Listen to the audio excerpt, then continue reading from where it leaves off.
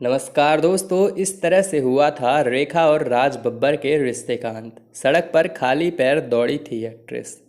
अक्सर अमिताभ बच्चन और रेखा की लव स्टोरी सुर्खियों में रहती है, मगर कम ही लोग ये जानते होंगे कि एक वक्त ऐसा भी था जब रेखा और राज बब्बर के बीच प्यार बढ़ने लगा था। ये उस समय की बात है जब राज बब्बर की पत्नी स्मिता पाटिल साल 1986 में बच्चे को जन्म देते हुए दुनिया छोड़कर चली गई थी, जिसके बाद राज बब्बर पूरी तरीके से टूट गए थे। वहीं दूसरी तरफ रेखा भी बिग बी से अलग हो चुकी थी। दोनों ही अपने अपने दुखों में डूबे हुए थे, जिसके बाद दोनों को सहारे की आवश्यकता थी। जब राज बब्बर और रेखा साथ में फिल्म कर रहे थे तब ये दोनों अकेले थे।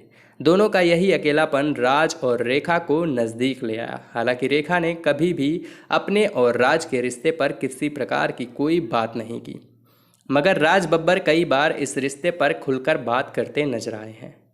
एक रिपोर्ट के अनुसार कुछ ही वक्त के लिए सही, मगर दोनों के बीच गहरा रिश्ता बन गया था। राज बब्बर अपनी पहली पत्नी के पास वापस जाना चाहते थे, मगर रेखा उन्हें जाने नहीं दिया। रिपोर्ट के मुताबिक एक दिन दोनों के बीच इसी बात को लेकर मुंबई की सड़क पर बहस हो गई थी, जिसके बाद रेखा गुस्से में नंगे पैर ही वहां से दौड़ती चली गई थी। यह नज़ारा वहां मौजूद लोगों के लिए बहुत हैरानी भरा था। कहते हैं कि वो दिन था जब दोनों के रिश्ते का अंत हो गया था। रेखा से जब भी उस दिन के बारे में पूछा जाता है तो वे यही कहती हैं कि ऐसा कुछ हुआ ही नहीं। लेकिन इस दिन वहां मौजूद लोगों ने रेखा को खाली पैर सड़कों पर दौड़ते देखा था।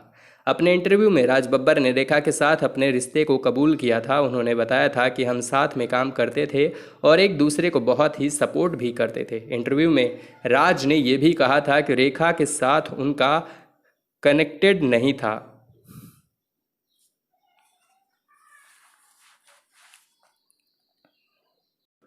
और एक दूसरे को बहुत ही सपोर्ट भी करते थे। इंटरव्यू में राज ने यह भी कहा कि वो रेखा के साथ उतना कनेक्टेड नहीं थे जितना स्मिता के साथ थे। राज बब्बर ने बताया कि मैं ये नहीं कहता कि हम दोनों केवल दोस्त थे, ये सब पुरानी बातें हो चुकी हैं। मैंने उनके साथ कई इमोशनल पलों को जिया है। कोई भी इस प्रकार के रिश्ते को जल्दी से नहीं भुला पाता। राज बब्बर ने बताया कि शायद उन्हें हमारे रिश्ते पर बात करने में शर्म आती हो, मगर मैं हमेशा यही कहूँगा कि उस रिश्ते ने मुझ में नई जिंदगी दी थी।